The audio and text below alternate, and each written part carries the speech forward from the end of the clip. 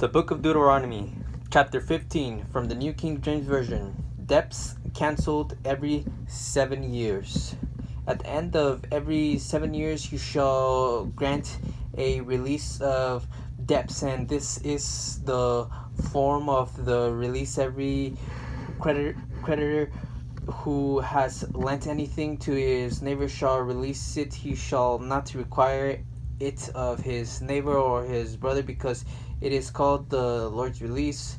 Of a foreigner you may require it, but you shall give up your claim to what is owed by your brother, except when there may be no poor among you, for the Lord will greatly bless you in the land which the Lord your God is giving you to possess as an inheritance, only if you carefully obey the voice of the Lord your God, to observe with care all these commandments with a command with which I command you today. For the Lord your God will bless you just as he promised you. You shall lend to many nations, but you shall not borrow.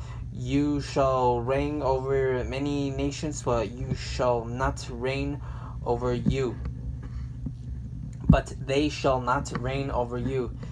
Generosity to the poor. If there is among you a poor man of your brethren within any of the gates in your land which the Lord your God is giving you, you shall not harden your heart nor shut your hand from your poor brethren, but you shall open your hand wide to him and willingly lend him sufficient for his need, whatever he needs.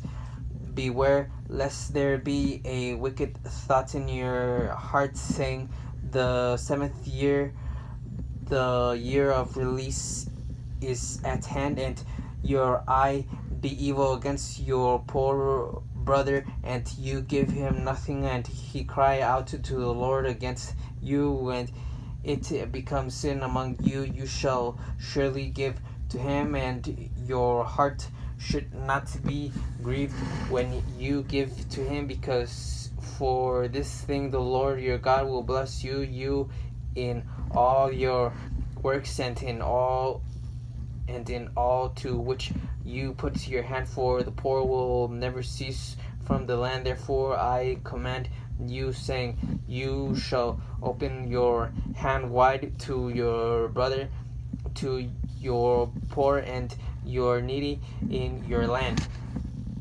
The law concerning bondservants. If your brother, a Hebrew man or a Hebrew woman, is sold to you and serves you 6 years, then in the 7th year you shall let him go free from you, and when you send him away free from you, you shall not let him go away empty-handed. You shall supply him liberally from your flock, from your threshing floor, and from your winepress.